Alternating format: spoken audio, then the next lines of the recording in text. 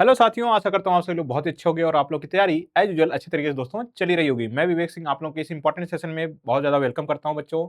और I hope कि आप सभी लोग स्वस्थ होंगे, मस्त होंगे और आप लोग की तैयारी एज यूजुअल अच्छे तरीके से दोस्तों चली रही होगी। तो ये सेशन उन छात्रों के लिए, उन बच्चों के लिए या उन साथियों के लिए डेडिकेटेड है जो कि एवीएनएल की तैयारी कर रहे हैं या करना चाहते हैं या करने की सोच रहे हैं। क्या आपको करनी भी चाहिए? करनी चाहिए तो कैसी करनी चाहिए? ये सारी चीज़ों के ऊपर हम लोग एक-एक करके चर्चा करेंगे, क्योंकि जो वैकेंसी है बच्चों कॉन्ट्रैक्चुअल बेसिस पे, आप सभी लोगों को अगर नहीं पता है तो मैं बता दूं कि ये वैकेंसी बच्चों कॉन्ट्रैक्चुअल बेसिस पे है।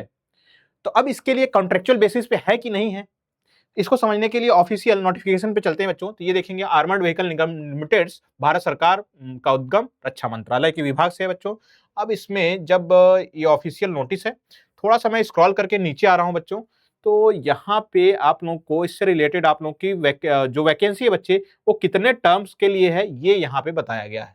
लेट्स सी कि हाँ, अब देखो बच्चे इस पॉइंट को आप लोग पढ़िए और समझिए क्या दिया गया है। Tenure of engagement fixed term employment for the period of 1 year. अच्छा, initially extendable by the 3 more year.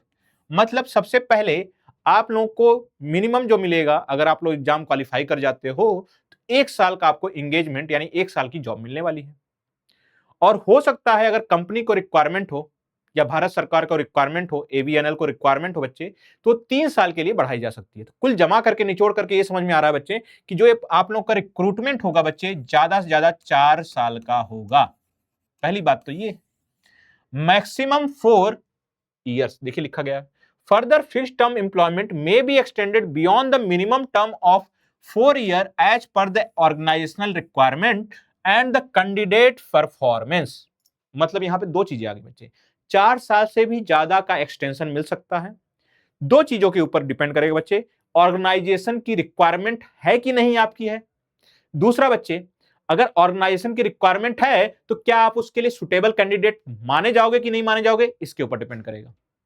तो अब ये चीजें अगर हम लोग समझ चुके हैं बच्चों, तो इस केस में सिंपल से अगर हम लोग बात करें तो क्या अब आपको तैयारी करनी चाहिए कि नहीं करनी चाहिए, अब इसकी बात करते हैं बच्चे। या कौन कौन से हमारे साथियों, हमारे मित्रों को तैयारी इसके लिए करनी चाहिए। तो सबसे पहली बात, कॉन्ट्रेक्चुअल बेसिस पे तो आपको परमानेंट जॉब तो मिल नहीं रहा। अगर परमानेंट जॉब नहीं मिल रहा बच्चे, तो किसी प्राइवेट नौकरी में भी जॉब कर सकते हो। इसके लिए तो क्यों, इसके लिए आपको एग्जाम देना है, फिर बर्डन लेना है, फिर पढ़ना है। लेकिन अगर आपको सिंपल यही चीज चाहिए बच्चे कि आपको जॉब लेनी है, मतलब एक तरीके से बोल सकते हो अपने पैरों पे खड़ा होना है ना, या फिर किसी की ऐसी घर की सिचुएशन है कि नहीं मुझे जॉब करनी ही करनी है सर, तो उसके लिए सुटेबल हो सकता है। तो फिर से सुन लो बच्चे, जो भी हमारे साथी, जो भी हमारे मित्र ऐसे हैं जो वीकर सेक्शन से हैं, इकोनॉमिकली वीकर सेक्शन से हैं, जिनको जॉब करने की जरूरत है, जिनके घर में कोई कमाने वाला नहीं है, जिनके घर में किसी खर्चा उठाने वाला कोई नहीं है, तो उन सभी छात्रों को इसकी तैयारी करनी चाहिए। नहीं तो बच्चे प्राइवेट जॉब भी है, प्राइवेट जॉब भी आप लोग कर ही सकते हो। लेकिन इसमें बेनिफिट आपको क्या मिलेगा प्राइवेट जॉब के कंपैरिजन में, एक तो थोड़ा सा रिलायबिलिटी भी आपको मिल जाएगी, स्टेबिलिटी भी मिल जाएगी, और साथ ही साथ में गवर्नमेंट का वर्क एक्सपोजर यानी वर्क एक्सपीरियंस भी मिल जाएगा कि कंपनी कैसे काम करती है, आर्मर्ड व्हीकल डिवीजन कैसे काम करता है, भारत सरकार का जो रक्षा मंत्रालय का उद्गम है बच्चे, काम कैसे करता है, ये भी एक्सपोजर आप लोगों को मिल जाएगा।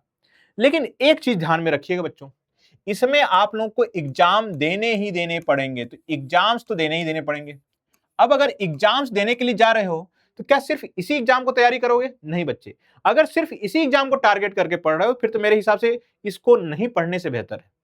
मतलब कहने का मतलब यह है कि अगर आपका टारगेट, मान लेते हैं एएलपी है बेटा, एएलपी में आपको ट्रेड पढ़ना ही पढ़ना है, तो आपका टारगेट एएलपी है और एएलपी में ट्रेड पढ़ना ही पढ़ना है, तब तो इस एग्जाम की तैयारी ऑटोमेटिकली हो जाएगी।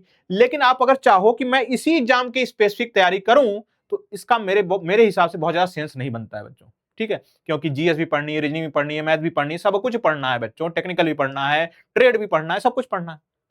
तो अगर आपका टारगेट कोई दूसरा एग्जाम है जिसमें कि परमानेंट इंप्लॉयमेंट आपको मिल रही है, तो उस जॉब के ऊपर आप लोग टारगेट करिए, पहले चीज हो गई बच्चे।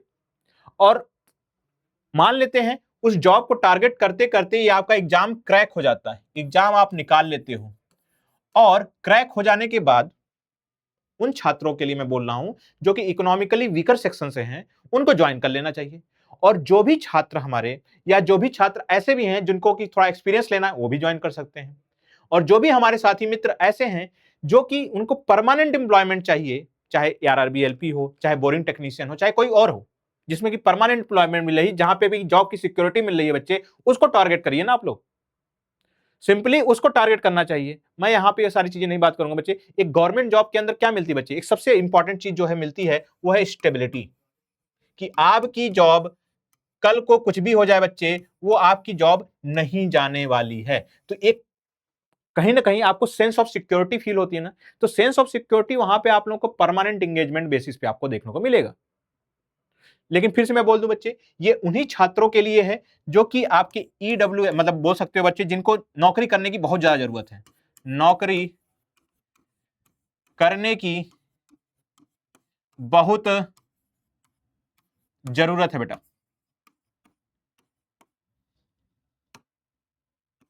ठीक है, बहुत ज्यादा जरूरत है उनके लिए।